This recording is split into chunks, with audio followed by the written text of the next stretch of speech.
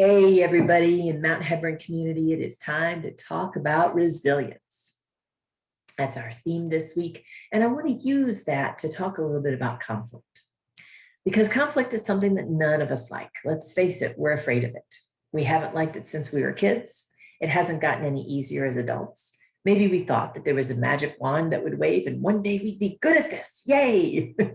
But I find that even for myself, as I continue to go through conflict after conflict in churches, because that's what happens, I don't enjoy it anymore. I might feel a little bit better about being able to handle it, but it's never something that I think is fun or enjoyable. And I'm sure it's that way for you too. And I want to invite us to get into it a little bit and think about it maybe a little differently today from the mindset of resilience. So we know that if we are resilient people, we're going to expect that bad things are going to happen, that conflict is going to ensue, that it is part of life. We can't get away from it, no matter what we do. Now, I'm sure you've all had in your lives those times, those moments, those people who, when there's been conflict between you and them, they've just chosen to walk away. Or maybe you have been the one who's chosen to walk away.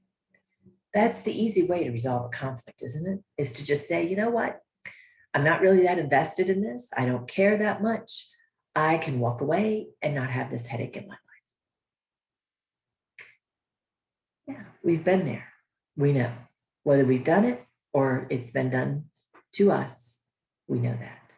But did you hear that message in there? That message is really important. I'm not all that invested. I don't care about this all that much. This person I can do without in my life. And so I can walk away. That means that when we choose to engage in conflict, some different things are at play. When we choose to go through the act of disagreeing with other people, when we choose to work hard to try to find a good resolution and a way forward, that means that we are invested. This matters to us. It means that we do care about the situation, about the organization, and it means that we do love the person that we're in relationship with enough to try to make this work. That's a positive message, isn't it? We care, we're invested, we love. That's what conflict means. And it's a healthy process. When we're going through conflict, it's a process of clarifying what really matters, clarifying how we're in relationship with people. It's figuring out goals and purpose. That's all good.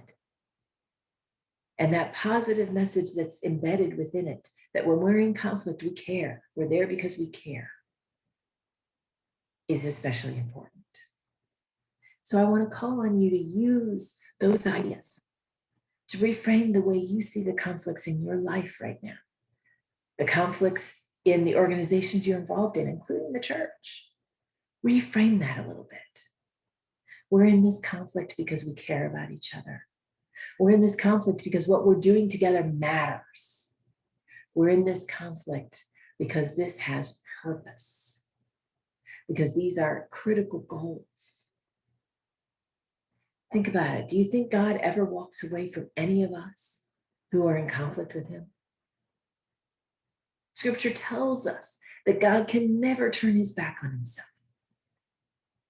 And since we are all part of God, God can never leave us, even when there's conflict. God will always stick with us the whole way through and love us. So let's see if we can reshape a little bit the way we think about conflict, the way we perceive it, and the way we're able to handle it as resilient people. Have a wonderful week.